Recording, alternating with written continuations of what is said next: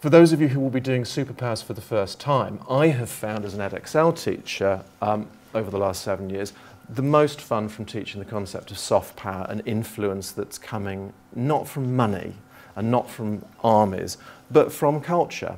And again, it's something students do like to talk about. So apologies to anyone, this is a K-pop phenomenon, the South Korean music phenomenon that just wasn't that unexpected, that South Korea would become the country whose music all my students were listening to last year. Is there a way of fitting that into a core periphery global systems framework? Yes, and it's great if you can teach about it. I'm going to have to whiz over. Right, the third thing I'm going to talk about, and I've only got 5 or 10 minutes, is just a little word about synopticity in the new world order we're heading into. This is a wordle I made myself of the ALCAB document, if anyone's interested. I ran it through Wordle. That is geography, that is the core content. Have a look at that for a minute. And I'll put a little ring around that. Issues and people. It's very small, isn't it? There's also, if you look very carefully, people environment up there. And the word synoptic isn't in it at all, which is the thing I found so odd. I remember when the first synoptic papers appeared, and synoptic was our big idea, and we had textbooks on synoptic geography, and we had decision-making exercises, and it was all synoptic. And that continued, and to the sense that I think most teachers my age and younger, you know, we've always understood that synoptic geography is a big part of what we do. So I found it odd that that word had disappeared, and it's been left to exam boards to bring in, if they want to, as people, well, I mean, people environment has to be in there. But the word synoptic didn't seem to be used in any mandatory way. And going back to the 1980s, which I took a geography course which, if you like, was pre-synoptic, where my physical and human was very separate. I at first, when I looked at the ALCAB document, had a bit of a worry that it seemed to be going back a bit too far in terms of separating physical and human. And those of you at the talk yesterday, those questions were raised about, well, where is the physical geography and the human geography? And there wasn't a very clear response to that. And what I really noticed when I was at school in the 80s was that my geography teachers didn't talk to each other. It was like studying two totally different subjects. And I can remember on one of my last lessons of term, the physical geography teacher coming in saying, what has Mr. Smallcombe been teaching you for the last 2 years? And we showed him our human geography files. And he said, oh, I better do some revision sessions with you. And it was a week before our exam. They clearly didn't even sit in the same table in the staff room together. So it was utterly disparate, the physical and human teaching. But I was doing a traditional course. I was doing the JMB course. And as a teacher, I started doing Eduqas AS, which tended to be, certainly in the pre-modular days, was still quite disparate like this. But then something interesting happened in the 90s and Curriculum 2000, which was Synoptic Themes in geography, where the content that becomes very central to geography teaching is, of course, this sort of material.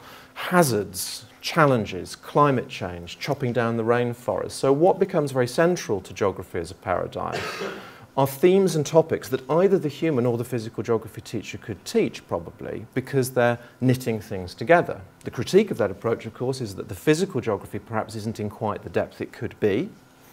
I have my own views on that, and whether you could perhaps just do a physics A-level alongside it. But the human geography equally perhaps gets diluted a lot by endless talk about sustainability.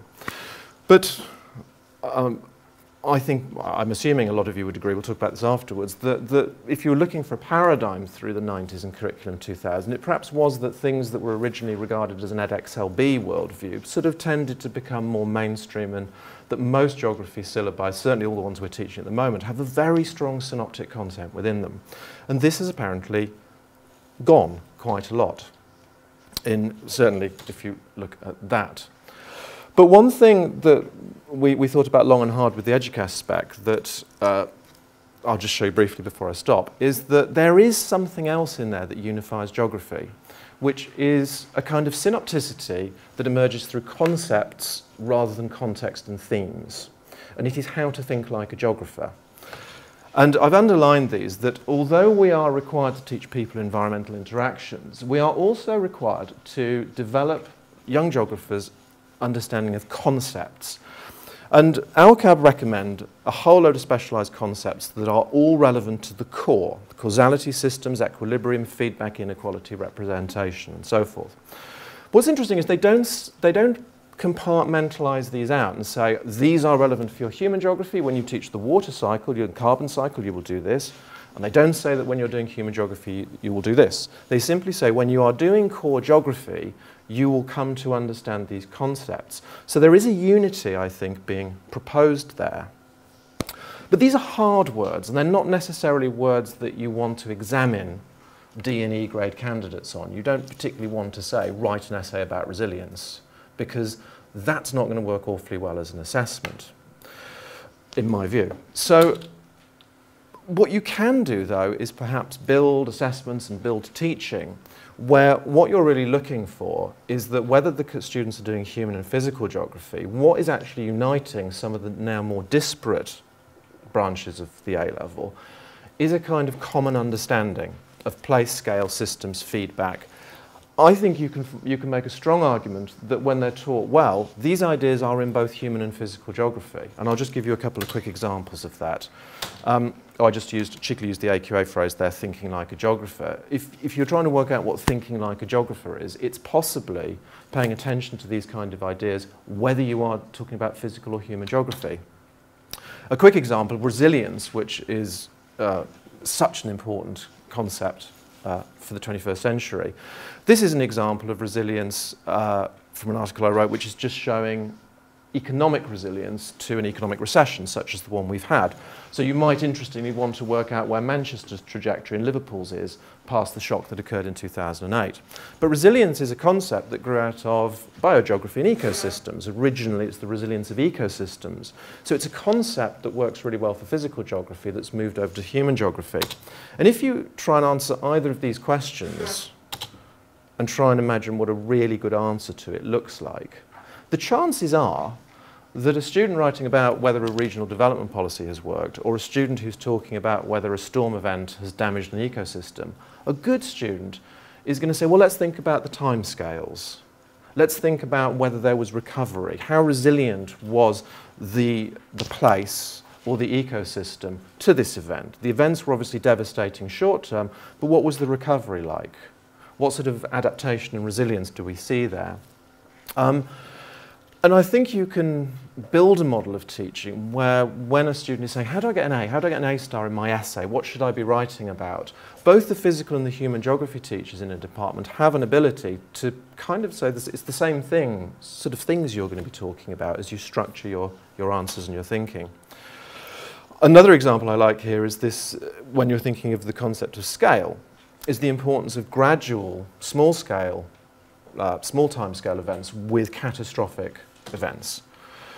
And that approach could work in either case here. A very good answer about fluvio-glacial processes will probably talk about some of the gradual effects of eskers and kames building up over time, but they might talk about Lake Harrison overflowing and a devastating event where suddenly a lake bursts and everything gets washed away. And that's a wonderful thing that you think, oh, that's thinking like a geographer when you see it in an essay. That feels like an A-star essay I've just read, because that's a really great way to answer the question, how do processes modify the landscape, is to say, well, you've got your day-to-day things, but occasionally this happens.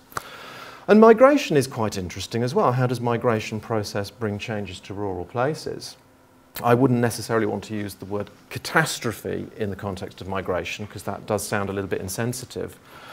But a student who says, well, you've got the day-to-day moving out of old people from some village, old people going into some villages, the young people are moving out, and day-to-day, it's the age structure's changing.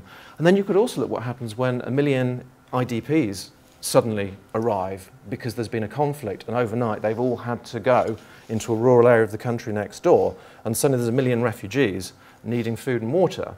That is a kind of catastrophic migration movement in a totally different context.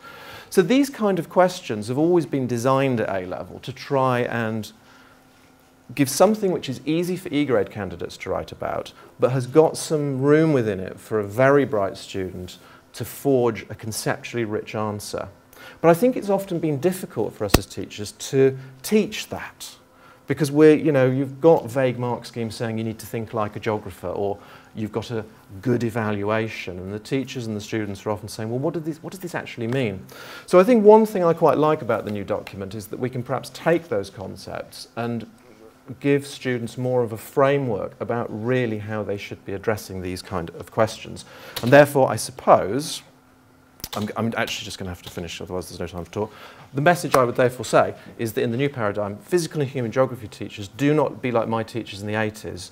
Don't you go and teach the carbon cycle over there and talk to the physics department about it, because it's science you've decided. And human geographers doing place, don't you just go and talk to the English department about doing some poems and pictures of places, and then meet up when it's time for the exams. Remember to talk to each other and actually think about how you are supposed to still be teaching the same thing, and think about maybe where the overlap of thinking like a geographer is going to be. And I'll stop there.